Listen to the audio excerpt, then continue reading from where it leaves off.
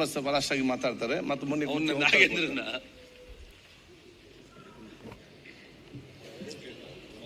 ಮಾನ್ಯ ಅಧ್ಯಕ್ಷರೇ, ನಾನು ಮೊದಲನೇ ಬಾರಿ ಗೆದ್ದು ಬಂದಿದ್ದೇನೆ. ಮೊದಲನೇ ಬಾರಿ ಗೆದ್ದು ಬಂದಂಥ ಸಂದರ್ಭದಲ್ಲಿ ಅನೇಕ ಹಿರಿಯರ ಮಾತುಗಳನ್ನು ನಾನು ಇಲ್ಲಿ ಆಲಿಸಿದ್ದೇನೆ. ಅನೇಕ ವಿಚಾರಗಳ ಬಗ್ಗೆ ಇಲ್ಲಿ ಚರ್ಚೆ ನಡೆದಿದೆ. ಅನೇಕ ವಿಚಾರಗಳ ಚರ್ಚೆ ನಡೆದಂಥ ಸಂದರ್ಭಕ್ಕೂ 3 ದಿನದಿಂದ ನಡೀತಾ ಇರೋಂಥ ಚರ್ಚೆಗಳ ವಿಚಾರಗಳಿಗೂ ಬಹಳ ಯೋಚನೆ ಮಾಡುವಂಥ ಪರಿಸ್ಥಿತಿ ನನ್ನ ಮನಸ್ಸಲ್ಲಿ ತೊಳಲಾಟವನ್ನು ನಾನು ಅನುಭವಿಸ್ತಾ ಇದ್ದೇನೆ. ನ್ಯಾಯ ಸಿಗತ್ತೆ ಅಂತೇಳಿ ಯೋಚನೆ ಮಾಡಿರುವಂಥ ಜಾಗ ಇದು. ನ್ಯಾಯಕ್ಕೋಸ್ಕರ ಬಡದಾಡಬೇಕಾದಂಥ ಪರಿಸ್ಥಿತಿ ಬಂದೊದಗಿದೆಯಲ್ಲ ಅನ್ನೋಂಥ ನೋವು ನನ್ನ ಮನಸ್ಸನ್ನು ಕಾಡ್ತಾ ಇದೆ.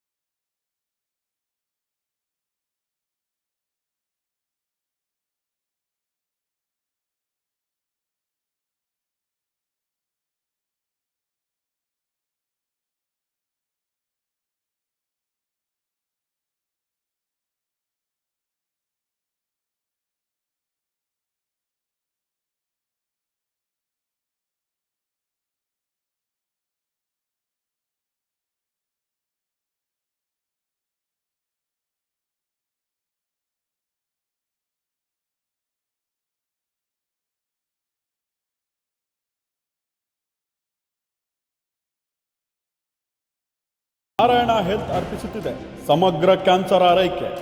ಈಗ ಶಿವಮೊಗ್ಗದ ಸಹ್ಯಾದ್ರಿ ನಾರಾಯಣ ಆಸ್ಪತ್ರೆಯಲ್ಲಿ ನಮ್ಮ ವಿಶೇಷತೆಗಳು: surgical oncology, medical oncology, radiation oncology. ಕ್ಯಾನ್ಸರ್ನ ಸಮಗ್ರ ಆರೈಕೆಗಾಗಿ ಹಿಂದೆ ಸಂಪರ್ಕಿಸಿ ಸಹ್ಯಾದ್ರಿ ನಾರಾಯಣ ಆಸ್ಪತ್ರೆ, ಎಂಟಿ ರಸ್ತೆ, ಹರ್ಕೆರೆ, ಶಿವಮೊಗ್ಗ. ಟೋಲ್ ಫ್ರೀ ಸಂಖ್ಯೆ 1800-309-0309. ಹಾಗಾಗಿ ಈ ಸರ್ಕಾರದ ಬಗ್ಗೆ ನಾನು ಕೂಡ ಮಾತಾಡಬೇಕಾಗತ್ತೆ. ಬಿಟ್ರೆ ಆವಾಗ ಇಲ್ಲಿ ಬಂದಂಥ ಚರ್ಚೆಗಳನ್ನು ಗಮನಿಸಿದ್ರೆ ನಾನು ಮಾತಾಡಬೇಕೋ ಬೇಡೋ ಅನ್ನೋಂಥ ಸ್ಥಿತಿ ನಿರ್ಮಾಣ ಆಗೋಗ್ಬಿಡುತ್ತೆ. ಹೇಗೆ ಬಂದಿದೆ ಪರಿಸ್ಥಿತಿ ಅಂತ ಹೇಳಿದ್ರೆ, ನೀನು ಸಗಣಿ ತಿಂದಿದ್ಯಾ ಅಂತ ಆದ್ಮೇಲೆ ನಾನು ತಿಂತಾ ಇದ್ದೇನೆ, ಸುಮ್ಮನೆ ಇರೋ ಅಂತ ಹೇಳ್ದಂಗೆ ಆಗಿದೆ. ನೀನು ಸಗಣಿ ತಿಂದಿದ್ಯಾ, ನಾನು ಸಗಣಿ ತಿಂತೀನಿ. ಈ ವಾದ ಇದೆಯಲ್ಲ, ಇದು ಅರ್ಥಗರ್ಭಿತವಾದಂಥ ವಾದ ಅಲ್ಲ. ಈ ಒಂದು ವಾಲ್ಮೀಕಿ ನಿಗಮದಲ್ಲಿ ನಡೀತಾ ಇರೋಂಥ ಹಗರಣ ಏನಿದೆ, ಇದಕ್ಕೆ ನ್ಯಾಯ ಕೊಡಿಸುವಂಥ ವಾದಗಳಲ್ಲ ಇದು. ಈ ಹಗರಣಕ್ಕೆ ಯಾರು ಬಲಿದಾನ ಆಗಿದ್ದಾನೆ ಅವನ ಬಗ್ಗೆ ಯಾರು ಒಂದೇ ಒಂದು ತುಟಿಯನ್ನು ಎರಡು ಮಾಡಲಿಲ್ಲ. ತನಿಖೆಯಲ್ಲಿದೆ. ನೋವಿನಿಂದ ಏನ್ ತನಿಖೆ? ಮಾತಾಡಬಾರ್ದಲ್ಲ ಮಾತಾಡ್ತಾರೆ. ತನಿಖೆಯಲ್ಲಿದೆ. ಮನೆ ಅಧ್ಯಕ್ಷರೇ ಮಾತಾಡಕ್ಕೆ ದಯಮಾಡಿ ಅವಕಾಶ ಕೊಡಿ, ಮತ್ತೆ ಬರಬೇಡಿ. ತಾವೇನ್ ಮಾತಾಡಬೇಕು? ನಾನು ಯಾರು ಮಾತಾಡ್ಬೇಕಾದ್ರೆ ಅಡ್ಡ ಬಂದಿಲ್ಲ. ನಾನು ನಮ್ಮ ಕರ್ನಾಟಕ ರಾಜ್ಯದ ಒಬ್ಬ ಜಾಗೃತ ಮತದಾರ, ಅವನು ಶಿವಮೊಗ್ಗ ವಿಧಾನಸಭಾ ಕ್ಷೇತ್ರದ ಮತದಾರ. ಆ ಮತದಾರನ ಕೊಲೆ ಮಾಡಿದ್ದು ಯಾರು ಅಂತ ಹೇಳಿದ್ರೆ ಯಾವುದೋ ವ್ಯಕ್ತಿ ಅಲ್ಲ, ಈ ಒಂದು ಸರ್ಕಾರದ ವ್ಯವಸ್ಥೆ. ಸರ್ಕಾರದ ವ್ಯವಸ್ಥೆ ಇದು. ಅದನ್ನು ಹೇಳಲಿಕ್ಕೆ ಬಂದ್ರೆ ಏನೆಲ್ಲ ಮಾತಾಡ್ತಿದ್ದಾರೆ.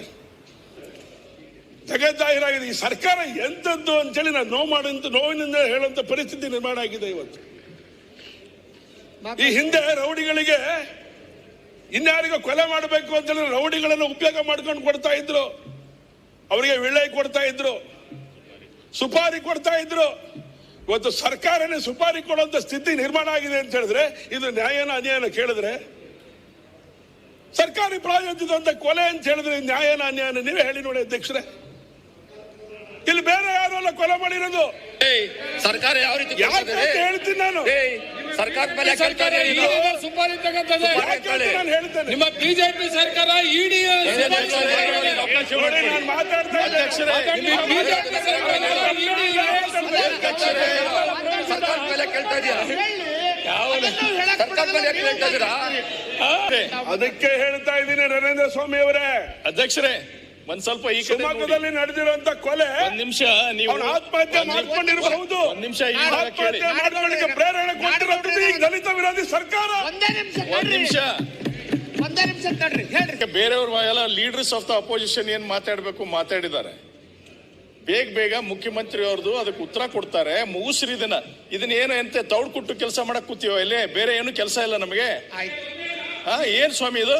ಈಗ ಆಮೇಲೆ ಅವರು ಸುಪಾರಿ ಕೊಡುತ್ತೆ ಸರ್ಕಾರ ಅಂತ ಹೇಳ್ತಾರೆ, ನೀವು ಅದನ್ನ ಒಪ್ತೀರಾ? ಇರೋ ಸತ್ಯ ಏನ್ ಸಂಗತಿ ಇದು ಭಾಷಣ ಇದು? ಟೀಕೆ ಮಾಡೋದು ಈ ಭಾಷೆಗಳನ್ನು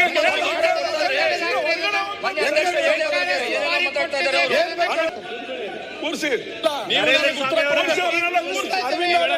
ನಮ್ಮ ಸರ್ಕಾರದಲ್ಲಿ ಪ್ರವೃತ್ತಿ ಇಲ್ಲ ಅಂದ್ರೆ ನಿಮ್ಮ ಸರ್ಕಾರದಲ್ಲಿ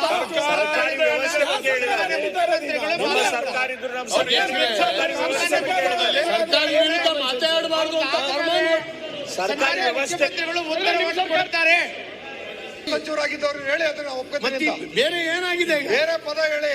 ಒಂದು ವರ್ಷದಲ್ಲಿ ನೋಡ್ಲಿಲ್ಲ. ಯಾವ ಸಂತೋಷ ಆಗುತ್ತೆ ಆ ಪದನೇ ಹೇಳಪ್ಪ. ನಿನಗೆ ಯಾವ ಖುಷಿ ಆಗುತ್ತೆ ಆ ಪದನೇ ಹೇಳ. ಸರಿ, ಮುಗಿಸ್ರಿ ನೀವು.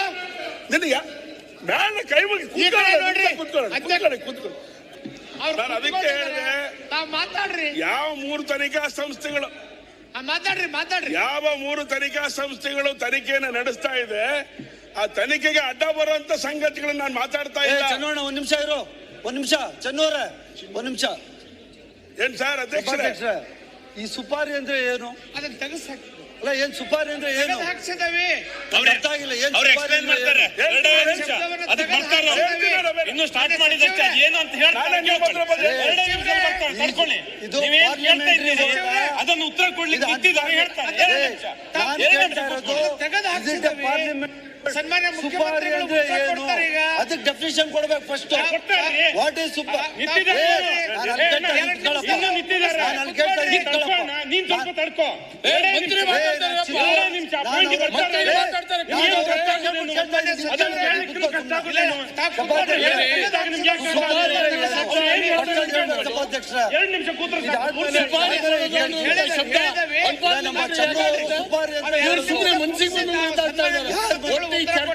ಯಾರು ಮುಂದೆ ಮಾತಾಡ್ತಾರೆ? ನೀವು ಮುಂಚೆ ಬಂದು ಮಾತಾಡ್ತಾರೆ. ನಾನಲ್ಲ ನಾನು ಜ್ಞಾನ ಇಟ್ಕೊಂಡು ಮಾತಾಡ್ತಾ ಇದ್ದೀನಿ. ನನಗೆ ಗೊತ್ತಿಲ್ಲ ಸುಪಾರಿ. ನಾನು ಈ ಸಭಾ ಸದಸ್ಯನ ಕೇಳ್ತಾ ಇದ್ದೀನಿ. ನನ್ನ ಹಕ್ಕು ಅದು. ಸುಪಾರಿ ಅಂದ್ರೆ ಏನು ಅಂತ ಕೇಳ್ತಾ ಇದ್ದೀನಿ ಅಷ್ಟೇನೆ. ಏನ್ ಇದ್ರಲ್ಲಿ ಏನು ತಪ್ಪೇನೈತೆ? ಪದೇ ಪದೇ ಪಾರ್ಲಿಮೆಂಟ್ ಅಷ್ಟೇ, ಬೇರೆ ಏನಿಲ್ಲ. ಇಲ್ಲ ಸ್ಪಷ್ಟೀಕರಣ ಕೊಡ್ಲಿ ಅವರು. ಈ ಆತ್ಮಹತ್ಯೆ ಪ್ರಕರಣಕ್ಕೆ 2 ಸುಪಾರಿನ ಅವಾಗ ಏನು ಮಾತಿಗೆ ಗೌರವ ಇದೆಯಾ? ಸುಪಾರಿ ಅಂದ್ರೆ ಸತೀಶಣ್ಣ ಈ ಆತ್ಮಹತ್ಯೆ ಸಂತೋಷ್ ಪಾಟೀಲ್ ಅವರ ಪ್ರಕರಣ ಏನು? ಏನು ಕೇಳಿ ದಯವಿಟ್ಟು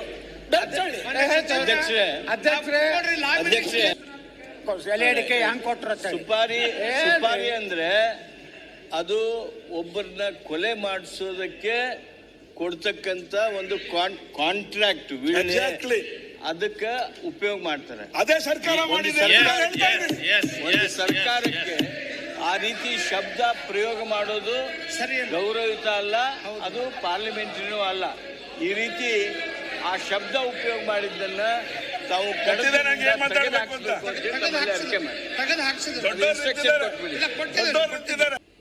ಯಾರು ಮಂತ್ರಿ ನಾಗೇಂದ್ರ ಇದ್ದಾರೆ, ಸರ್ಕಾರದ ಒಂದು ಅವಿಭಾಜ್ಯ ಅಂಗ ಹೌದೋ ಅಲ್ವಾ? ಅವ್ರು ಹೇಳಿರುವಂತ ಸಂಗತಿ ಕಾರಣಕ್ಕೋಸ್ಕರ ತಾನೇ ನಡೆದಿರುವಂತ ಒಂದು ಆತ್ಮಹತ್ಯೆ ಹಗರಣ. ಅದಕ್ಕೋಸ್ಕರ ಹೇಳಿದೆ ಸರ್ಕಾರ ಸುಪಾರಿ ಕೊಟ್ಟಿದೆ ಅಂತ ನೇರವಾಗಿ ಹೇಳ್ತಾ ಇದ್ದಾರೆ. ಈ ಪದ ಪ್ರಯೋಗ ಪದೇ ಪದೇ ಚರ್ಚೆ ಮಾಡ್ತಾ ಇಲ್ಲಿ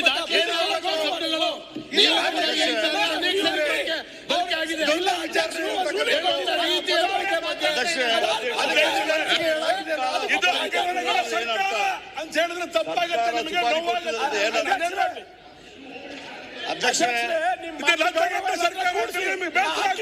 ಕೂಡಿಸಿ ಅವರಿಗೆ ಯಾಕೆ ಆ ಪೀಠಕ್ಕೆ ಅಗೌರವ ತರೋದು? ಯಾಕೆ ಈ ಪದ ಪ್ರಯೋಗ? ನೋವಿನಿಂದ ನಾನು ಈ ಪದ ಪ್ರಯೋಗ ಒಬ್ಬ ಮಾಡ್ತಾ ಸದಸ್ಯರು ಇದ್ದೇನೆ. ಸರ್ಕಾರದ ಮೇಲೆ ಆಪಾದನೆ ಮಾಡ್ಲಿಕ್ಕೆ ನಾನು ನೋವಿನಿಂದ ಈ ಪದ ಪ್ರಯೋಗಗಳನ್ನು ಮಾಡ್ತಾ ಇದ್ದೇನೆ. ಪ್ರೊಡ್ಯೂಸ್ ಮಾಡಲಿ ಸರ್ಕಾರ ಕೊಟ್ಟಿದ್ದಾರೆ ಅಂತ ಬಿಟ್ರೆ. ಅತ್ಯಂತ ಬಡ ಕುಟುಂಬದಲ್ಲಿರುವಂತ ಒಂದು ಕುಟುಂಬದ ಬಗ್ಗೆ ಯಾರಾದ್ರೂ ಚರ್ಚೆ ಮಾಡ್ತಾರೆ ಅಂತ ನೋಡಿದ್ರೆ ಒಬ್ರು ಚರ್ಚೆ ಮಾಡ್ಲಿಲ್ಲ. ಅಲ್ಲ, ಅದ್ರ ಬಗ್ಗೆನೇ ಒಬ್ರು ಚರ್ಚೆ ಮಾಡ್ಲಿಲ್ಲ.